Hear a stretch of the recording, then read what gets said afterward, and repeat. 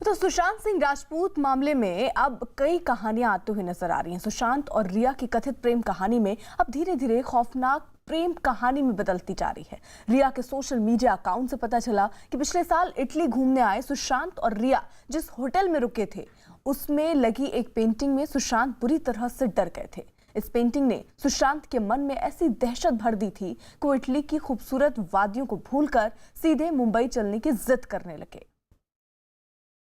रिया चक्रवर्ती ने प्रवर्तन निदेशालय की पूछताछ में सुशांत के साथ 2019 में अपने विदेश दौरे से जुड़ी इस तरह की कई बातें बताई हैं। सूत्रों के मुताबिक रिया ने ईडी को बताया कि 2019 में वो और सुशांत पहली बार साथ में विदेश गए थे।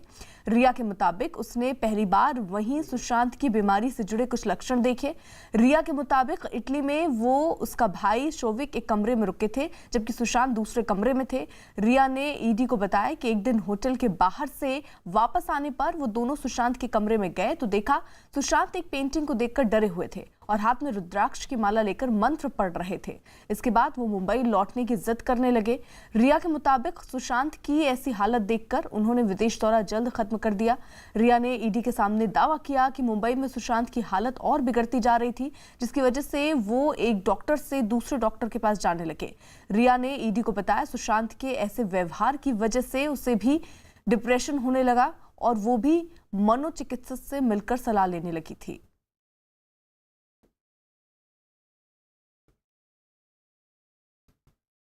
तो अब रिया के जो बयान है वो एक नया ट्विस्ट इस पूरे मामले पर दे रहे हैं। जिस तरीके के आरोप लग रहे थे कि विदेश जाने के बाद ही सुशांत की तबीयत खराब हुई, अब रिया भी उसकी पुष्टि कर रही हैं और ये बता रही हैं कि वहीं पर पहली बार लक्षण दिखने शुरू हुए थे।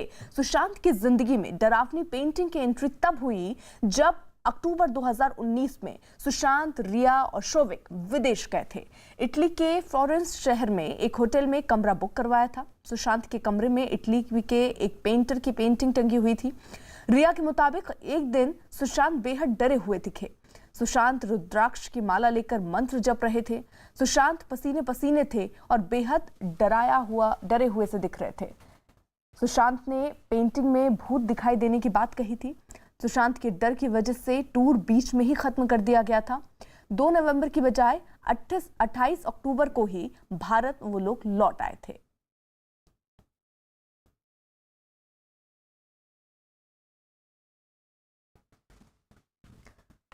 दिवाकर हमारे साथ हमारे सहयोगी इस वक्त जुड़ चुके हैं। दिवाकर, यानी अब जो जानकारी रिया की तरफ से दी जा रही है और ये आरोप भी लग रहे थे कि उनकी तबीयत, उनके जो नौकर हैं जो उनके साथ काम करते थे, उन सबका कहना था कि जब वो इटली से लौट कर आए तभी से उनकी तबीयत खराब हुई और अब रिया भी कुछ वैसी ही जानकारी दे रही हैं।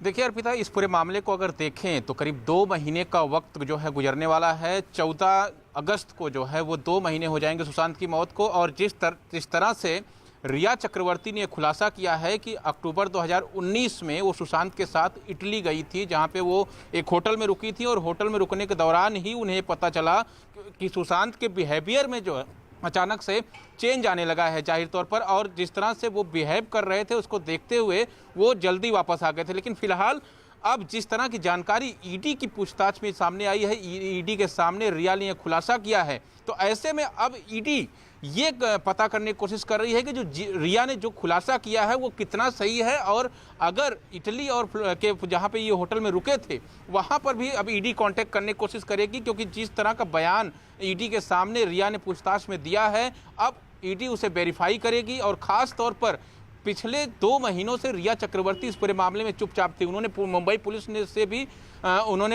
ने भी उनसे पूछताछ की थी, लेकिन इस दौरान जो है उन्होंने इस तरह का कोई खुलासा नहीं किया था। लेकिन जिस तरह से ईडी ने उनसे 18 घंटों तक, 2 दिनों में अगर देखें तो 18 घंटों तक करीब उनसे पूछताछ की है और इस दौरान उन्होंने कई चौंकाने वाले खुलासे किए हैं। और यही वजह है कि ईडी ने उनका और शोभिक चक्रवर्ती, जो कि उनके भाई हैं, दोनों का फ़ोन जब्त किया है। तमाम जो कॉल रिकॉर्डिंग्स हैं या कॉल डिटेल्स है वो निकालने की कोशिश अब ईडी कर रही है, और साथ ही साथ उस होटल से भी ईडी कांटेक्ट करने की कोशिश करेगी जहां पर जो है ये दोनों रुके थे। महत्वपूर्ण चीज़ ये है कि अगर अक्टूबर 2019 में ये बात हुई तो क्या रिया चक्रवर्ती ने सुशांत के परिवार को इसकी जानकारी दी थी कि सुशांत इस तरह अगर का आप बिहेव रहिए कर रहे हमारे हैं, साथ, या इस तरह वहीं की- सुशांत सिंह राजपूत मामले में सुशांत राजपूत के चचेरे भाई और बीजेपी विधायक नीरज कुमार सिंह बबलू ने शिवसेना नेता और राज्यसभा सांसद संजय राउत को उनके मेल पर वकील के जरिए नोटिस भेजा है और 48 घंटे के अंदर माफी मांगने को कहा। नोटिस जारी कर कहा गया कि सुशांत सिंह राजपूत के पिता की 2 शादी को लेकर गलत बात कही गई और यह भी गलत बयान दिया गया कि सुशांत अपने परिवार के लोगों से नाराज था। नोटिस में कहा गया कि संजय राउत माफी मांगे, नहीं तो कोर्ट में मुकदमा दाखिल किया जाएगा। तो अब संजय राउत जिस तरीके से उनका बयान सामने आया था, सामना में कई लेख भी लिखे गए थे जिसमें यह कहा जा रहा था कि सुशांत अपने परिवार से खुश नहीं है, पिता के साथ अच्छे संबंध उनके नहीं रहे। इस पूरे विषय पर अब जो सुशांत के चचेरे भाई हैं नीरज कुमार सिंह बबलू, उन्होंने एक नोटिस भेजा है। हम लोगों ने यह कहा कि सुशांत सिंह के पिता श्री के सिंह कोई शादी नहीं की है और न कोई दूसरी पत्नी है, और ऐसी स्थिति में उनका यह बयान देना जो उनकी 2 शादी थी इसलिए सुशांत सिंह को अपने पिता से तकलीफ थी, ये सर्वथा अनर्गल, सत्य से परे और बेबुनियाद है कि अविलंब 48 घंटे के अंदर में उस पर खेद प्रकट करें, क्षमा मांगे, तो हम लोग आगे की कार्रवाई नहीं करेंगे। भूल सबसे होती है, इसलिए हम लोगों ने पहले वकालतन नोटिस उन्हें भेजा है, जो अपने आप में यह दर्शाता है कि हम लोग कितने दुखी हैं और हम लोग को किस प्रकार सही न्याय चाहिए। दिवाकर, इसका मतलब जिस तरीके से नीरज कुमार बबलू पहले भी ये बात कह चुके थे कि मानहानि का केस करेंगे और उसी के तहत एक कदम उन्होंने बढ़ाया, नोटिस भेज दिया संजय राउत को। बिल्कुल अर्पिता, जिस तरह से संजय राउत लगातार सुशांत सिंह राजपूत मामले को लेकर बयानबाजी करते नजर आ रहे हैं और जिस तरह से उन्होंने उनके परिवार पर सवाल उठाया था, उनके पिता पर सवाल खड़े किए थे कि उन्होंने दूसरी शादी की थी, इसको लेकर अब खुद शिवसेना और महाराष्ट्र की उद्धव ठाकरे सरकार वो सवालों के घेरे में है, क्योंकि एक सरकार उद्धव ठाकरे सरकार लगातार ये कह रही है कि उनकी पुलिस जो है वो इस पूरे मामले की जांच करने में सक्षम है और अब तक जो जांच की दिशा है बिल्कुल सही हो रही है। लेकिन जिस तरह से राजनीतिक बयानबाजी खासतौर पर संजय राउत करते नजर आ रहे हैं, उससे शिवसेना जो है, शिवसेना की मुश्किलें बढ़ सकती हैं, उद्धव ठाकरे की मुश्किलें बढ़ सकती हैं, क्योंकि जिस तरह से अब सुशांत के परिवार ने यह कदम उठाया, उनको नोटिस भेजा है। अब देखने वाली बात होगी कि इस नोटिस पर संजय राउत का क्या रिएक्शन आता है। लेकिन जिस तरह की बयानबाजी अब तक शिवसेना की तरफ से, खासतौर पर जो पार्टी सरकार में है उसकी तरफ से देखने को मिली है, यही तमाम जो चीज़ें हैं ये सवाल खड़ा कर रही हैं कि आखिर सरकार कितनी गंभीर है, मुंबई पुलिस की जांच कितनी गंभीर है, मुंबई पुलिस किस तरह से जांच में